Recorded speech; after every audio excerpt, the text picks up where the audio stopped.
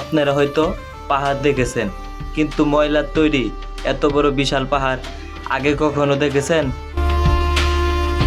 আজ আমি আপনাদেরকে নিয়ে এসেছি গাজীপুরের চক্রবর্তীতে, যেখানে আকাশ ছোঁয়া ময়লার স্তূপ আর তার চারপাশের পরিবেশ নিয়ে তৈরি হয়েছে অন্যরকম জগৎ।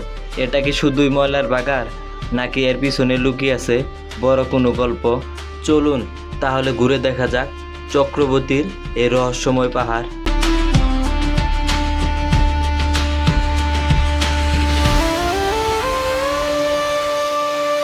শুরুতেই বলে রাখি, এখানে আসার পরে যে দৃশ্যটি আপনার চোখে পড়বে তা আপনার কল্পনাকেও হার মানাবে। চারদিকে ময়লার দুর্গন্ধ আর অসুস্থকর পরিবেশ থাকা সত্ত্বেও অদ্ভুতভাবে এই জায়গাটি মানুষের কৌতূহলের কেন্দ্রবিন্দুতে পরিণত হয়েছে। দেখুন এখানে প্রতিদিন কত টন বর্জ্য ফেলা হয়। এই পাহাড়ের উচ্চতা এবং আয়তন দেখলে যে কেউ অবাক হতে বাধ্য। অনেকে এটাকে বলে বর্জ্যের সাম্রাজ্য। তবে এখানে আসার সময় নাকে উমাল দেওয়া ছাড়া উপায় নেই। কিন্তু এই ময়লার পাহাড় আমাদেরকে কি বার্তা দিচ্ছে?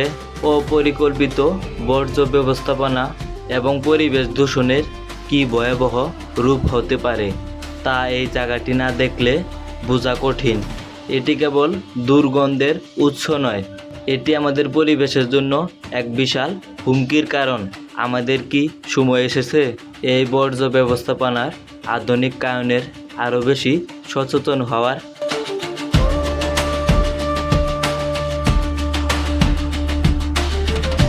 ঢাকা-টাঙ্গাইল মহাসড়কের পাশেই অবস্থিত চক্রবর্তীতে এই বিশাল ময়লার পাহাড়টি।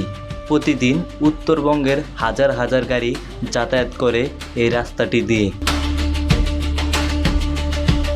আমাদের দেশটিতে সব জায়গায় আধুনিকের ছোঁয়া পেলেও এখনও এই ময়লা ব্যবস্থাতে কোনো আধুনিকের ছোঁয়া পায়নি, তা এটি দেখলেই বোঝা যায়।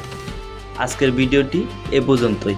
ভিডিওটি ভালো লাগলে চ্যানেলটিকে সাবস্ক্রাইব করে ভিডিওটিতে একটি লাইক করে পাশেই থাকবেন। আর হ্যাঁ, ভিডিওটিতে কোনো ভুল হলে এবং কথায় কোনো ভুল হলে ক্ষমা দৃষ্টিতে দেখবেন। আর হ্যাঁ, সর্বশেষ একটি কথাই, নিজে সচেতন হই এবং অন্যকে সচেতন করি। আবারও বলছি, কোনো ভুল হলে ক্ষমা দৃষ্টিতে দেখবেন।